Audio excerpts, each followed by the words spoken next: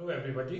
आज की इस वीडियो में मैं डिस्कस करने जा रहा हूँ यूपी पीएससी का जो असिस्टेंट प्रोफेसर का फिजिक्स का पेपर है उसका सॉल्यूशन। तो 15 मार्च को ये पेपर हुआ था, उसी को डिस्कस कर रहा हूँ।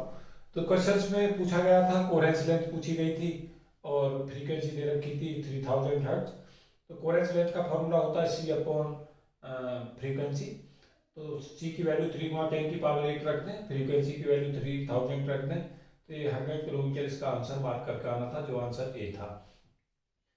52 क्वेश्चन में डाइवर्जेंस बी बराबर 0 बताता है कि जो मैग्नेटिक मोनोपोल है वो एग्जिस्ट नहीं करता। जब कोई मैग्नेट हम लेते हैं तो मैग्नेट में line of forces north pole से निकलती है, साउथ पे जाती है, तो जितनी नॉर्थ से साउथ पे जाती हैं उतनी अंदर साउथ से नॉर्थ पे चली जाती हैं, तो एक क्लोज लाइन बनाती है।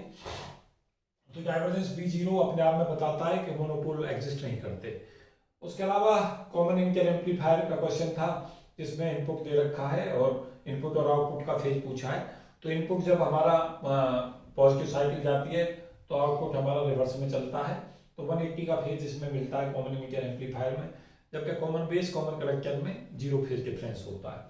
तो ये आंसर मार्क करके आना था, जो इसका आंसर था वो डी आंसर मार्क करना था, 180 का फेज डिफरेंस रहता है। इसमें बी आंसर मार्क करना था, इसमें ए मार्क करना था। बीटा डीके के अंदर एक्सजैक्टली जो पेरेंट न्यूक्लियस है वो टूट जाता है, डोटल न्यूक्लियस जेड प्लस 1 ए और इलेक्ट्रॉन माइनस 1 ए 0 प्लस एंटी न्यूट्रिनो। तो यहाँ पे हम देख रहे हैं डोटल न्यूक्लियस के अंदर ए तो सेम ही रहता है और जेड इंक्रीज हो जाता है, तो सी आंसर इसमें मार्क करना था कि जेड चेंज हो जाएगा और ए सेम रहेगा बीटा डीके में। उसके अलावा जो एक क्वेश्चन है 1 माइनस 1 माइनस 1 1, जो हमारी 2/2 मैट्रिक्स है, इसकी आइगन वैल्यू दे रखी पूछी है। एक आइगन वैल्यू 0 दे रखी थी, तो ट्रेस जो होता है सम ऑफ डायगोनल एलिमेंट होता है, ट्रेस होगा 1 + 1 2, तो आइगन वैल्यू का जो सम है वो भी 2 होगा। एक आइगन वैल्यू 0 है तो दूसरी आइगन वैल्यू 2 होगी, केवल इतना कंसेप्ट लगाना था, सी आंसर इसमें मार्क करके आना था। उसके अलावा सोलर और स्केलर जो हमारे एटमॉस्फेयर रिएक्शंस होती हैं वो थर्मोन्यूक्लियर रिएक्शंस होती हैं, क्योंकि यहाँ पे टेम्परेचर बहुत ज़्यादा होता है, तो टेम्परेचर के कारण जो है थर्मोन्यूक्लियर रिएक्शंस होती हैं। तो 56 में आंसर ए मार्क करना था।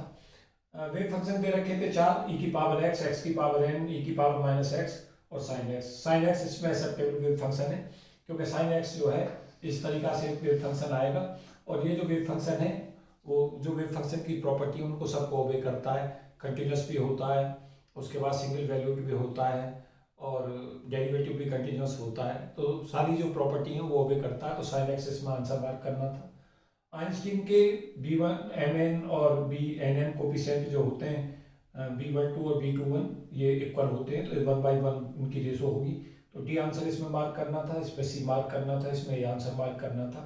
इलास्टिक वेव का जो क्वांटा है वो फोनोन होता है, तो ये आंसर मार्क करके आना था, phonon is the quanta of elastic wave.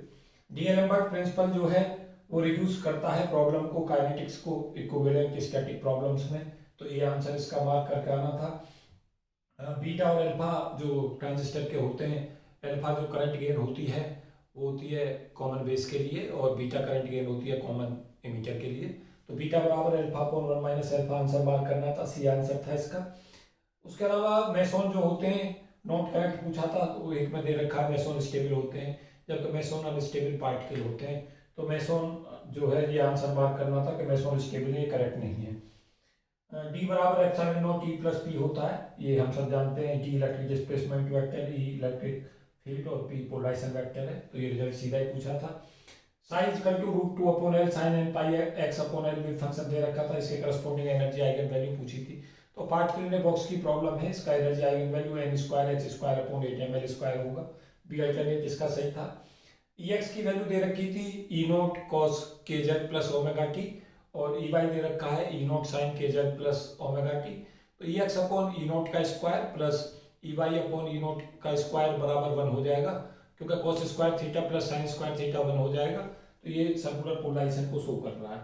तो ये क्वेश्चंस मैंने इसमें करीब 15 क्वेश्चंस इसमें डिस्कस किए हैं, तो मुझे उम्मीद है कि सारे क्वेश्चंस जो करके आए हैं वो सब सही करके आए होंगे, और ये उन लोगों के लिए जिन्हें असिस्टेंट प्रोफेसर का आगे एग्जाम देना है उन्हें आइडिया मिलेगा कि इस टाइप का पेपर जो है पेपर में पूछा जाता है असिस्टेंट प्रोफेसर में। तो इस वीडियो में इतना ही। Thank you and best wishes for all of you. Jai Hind.